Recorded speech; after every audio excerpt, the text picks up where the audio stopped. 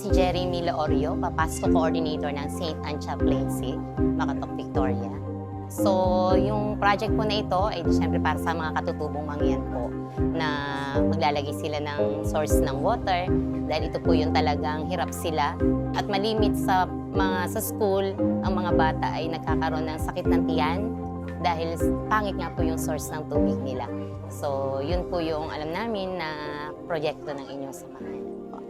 Bagamat meron pong mga pagtulong o pagkilos ay hindi po ganito kadami. Pero yung ganitong kabongga na meron silang bibigay na water source ng tubig, may mga manap ay yung mga food packs, mga groceries po. So ito po ay first time para sa St. Anne Chaplaincy po na makatanggap ng ganitong kalaking proyekto. Sa ganitong pong proyekto, ang parokya naman po, ang St. Anne Chaplaincy naman po ay very much na ina-appreciate nila yung ganitong mga gawain. Lalo tigit po kasi ang St. Anne Chaplaincy po talaga pagdating sa pondo ay medyo maliit, kaya hindi po nakakakilos ng ganitong malakihang proyekto. So yung ganitong pagkilos po na dumating ngayon ay talagang yung mga tao po ay hindi maintindihan yung kaligayahan nila po dahil nalaman na mabibigyan muli po kami ng ganito, lalo na yung mga kapatid naming mangyan. Ang St. Anne Chaplaincy po ay hindi lamang po iisa ang mangyan. So binubuo po kami ng 14 na komunidad ng mga mangyan.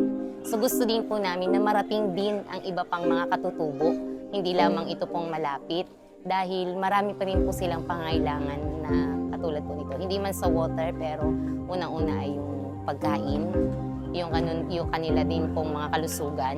Kasi alam naman po natin ang mga katutubong mangyan, hindi po sila basta-basta umiinom ng mga gamot. So ang mga need po nila ay mga vitamins, need po ay damit, need po ay pagkain. Internet po, yung aming Facebook. May page po kasi ang St. Anne. Dalawa po ang aming gumagana ngayon sa Facebook account po.